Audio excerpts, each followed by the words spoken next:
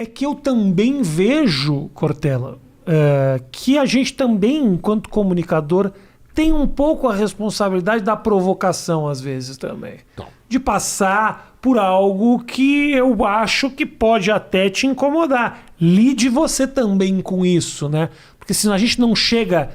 Às vezes, realmente, tem a vareta, ela exagera para aquele lado, tanto no politicamente correto, como na provocação. Sim, claro. A vareta ela vai longe mesmo.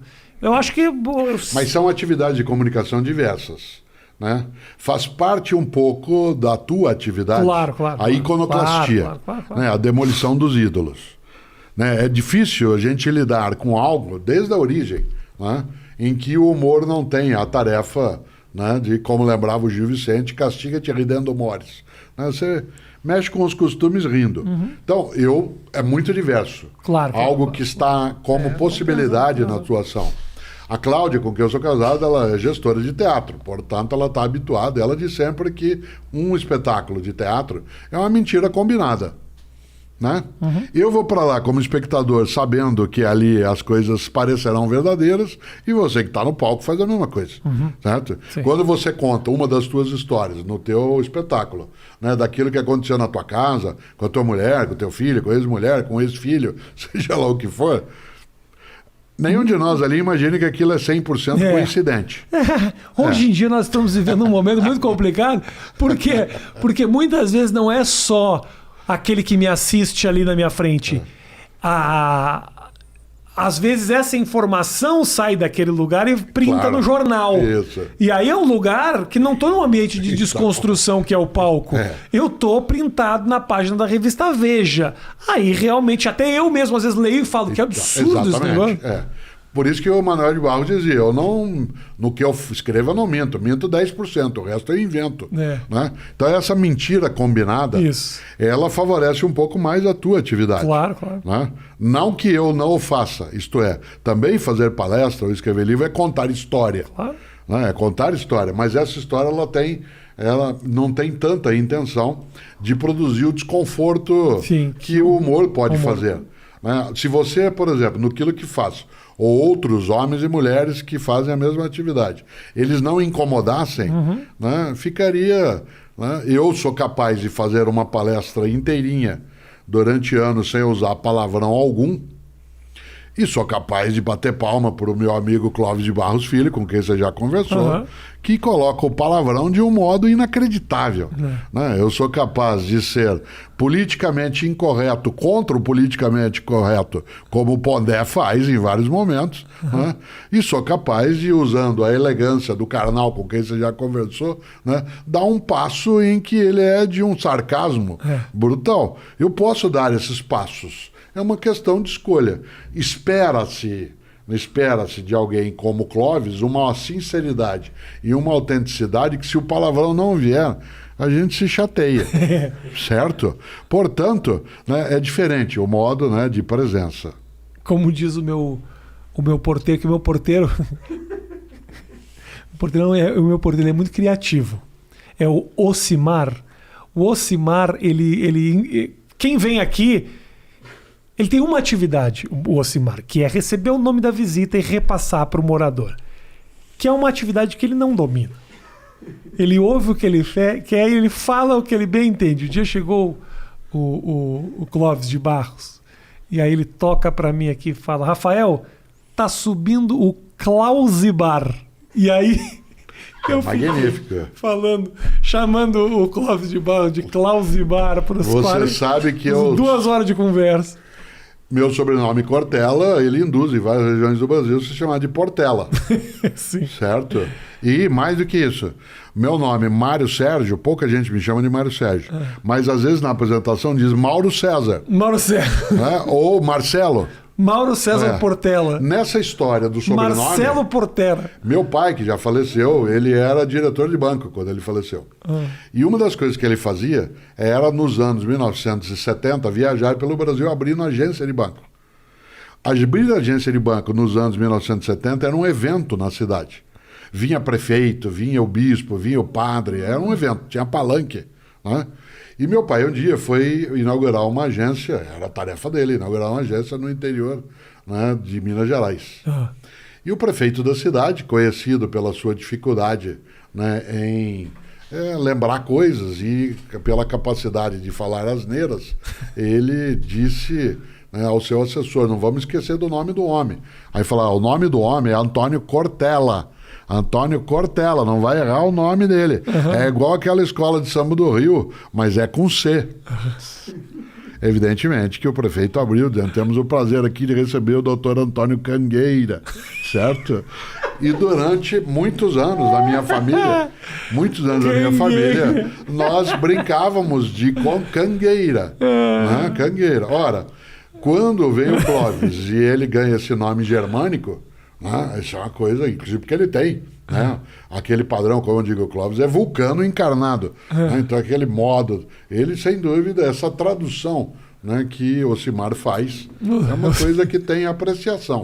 Né? Eu sou professor, como eu disse muitas vezes, faz 47 anos que eu me deparo com todos os tipos de nomes. Qual foi o nome mais absurdo? Filonésia.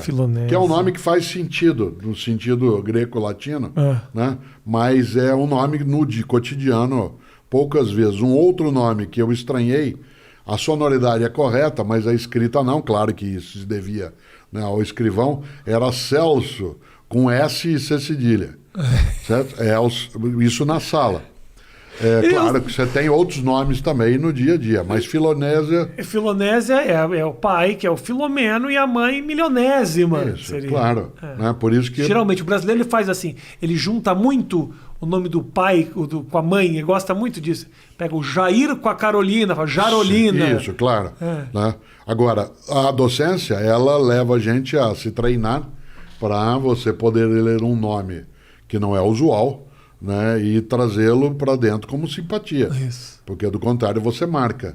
Como professores usualmente fazem chamada, né, se você não tiver uma atenção muito forte ao modo como pronuncia o nome, ou se você, no momento, fizer um esgar, né, isso, claro, traz dificuldade. No Brasil, a gente se comunica muito com o olhar e com o rosto. Esse momento da pandemia, quando nós tivemos de passar a usar máscaras, ainda bem, em larga escala, uma das coisas que ela trouxe, a máscara, e eu não ia falar disso, não é por isso que eu estou de máscara, mas porque fora daqui, né, é que nós nos prestamos atenção, o modo brasileiro de falar, você não sabe agora, claro, evidentemente, todas as minhas expressões. E não é que eu estou mostrando a língua para você, até poderia fazê-lo, né, mas não é essa a questão. Nós temos um modo de aproximação em que a gente quer a simpatia, o acolhimento, a receptividade. Nós temos temor ao confronto. Isso é usual. Aquilo que um dia se disse que nós éramos um povo cordial, o texto lá do Sérgio Buarque de Holanda, que é outra análise, é uma sacanagem dizer que ele disse isso, é porque estava no outro contexto, mas a máscara dificultou isso. Porque nós falamos um pouco mais devagar, porque enquanto eu falo, eu vou olhando no teu olho, no teu rosto, para ver como é que você está reagindo. Sim, para poder entender. Porque senão, na metade da frase, eu digo assim, não foi bem isso que eu quis dizer. Certo? Sim. De máscara não tem como. Por isso aumentou o confronto nos tempos mais recentes. Porque a máscara... Interessante isso. A máscara, ela esconde um pouco a minha possibilidade de recuar a tempo. É verdade, é verdade. É isso. Você vê que a filosofia é capaz, né, de trazer algumas coisas para o circuito que a gente nem sempre observa. Sim. Né? Porque você fica prestando atenção.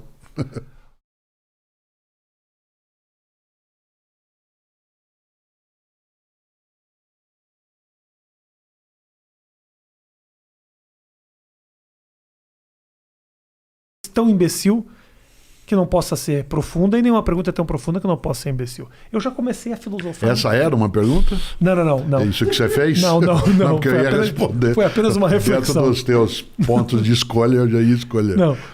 Aqui, ó, ele pergunta: como encontrar propósito em meio a um universo vasto demais para você ter importância? Uma das coisas mais importantes... Como é que o cara sai respondendo? Não ouvi a pergunta...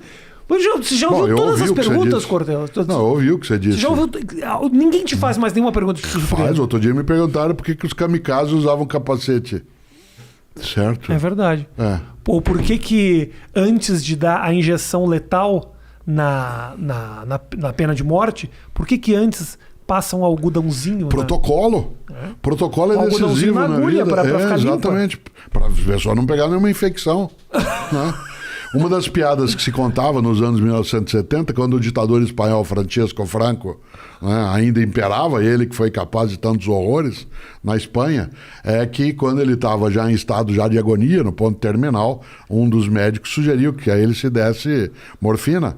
E o médico particular disse, jamais, eu não quero que ele fique dependente disso, né?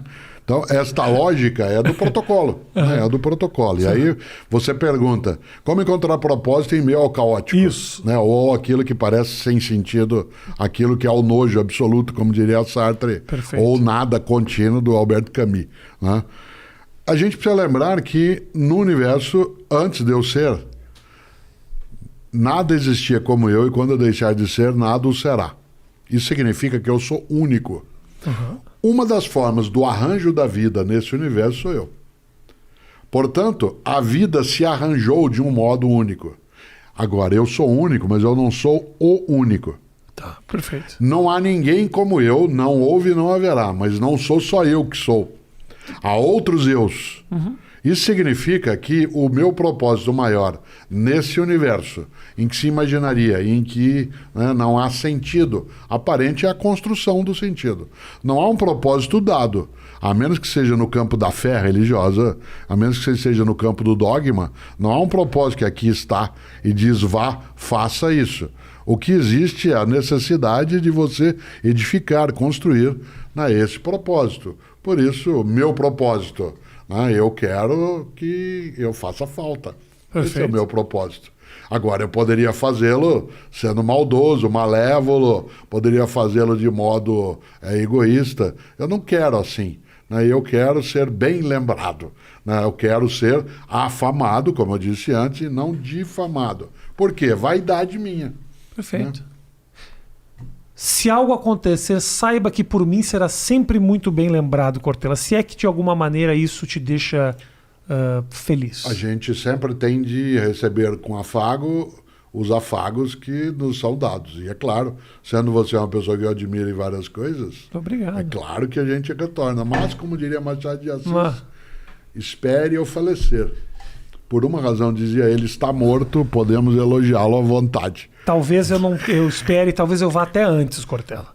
Meu colesterol elevado, não fica achando você que eu vou muito longe, não. Que quando você menos espera, eu tenho que agilizar, fazer tudo que eu puder agora, porque eu não sei até quando eu duro. Não sei, essa não é uma reflexão que tenha todo o meu alcance. Isto é, a ideia do carpe diem, do aproveite o momento, a frase do Horácio, lá nas Odes, carpe diem quer dizer, não deixe de aproveitar o agora. Sim. Não viva só o agora. Eu vou dar um ar intelectual à minha frase final e citar Agostinho de Hipona. Santo Agostinho, dizem católicos, ortodoxos e anglicanos. Ele dizia, nós só vivemos o presente. Só que há 3 tipos de presente. O presente do passado, que chama memória, mas que está com você agora. O presente do presente, que é a percepção do imediato, que é o que você está vivenciando. E o presente do futuro, que é a espera, a expectativa, que também está com você. Mas você só vive o presente. Por isso, não abrevie teu presente. Isso é muito bonito, cara.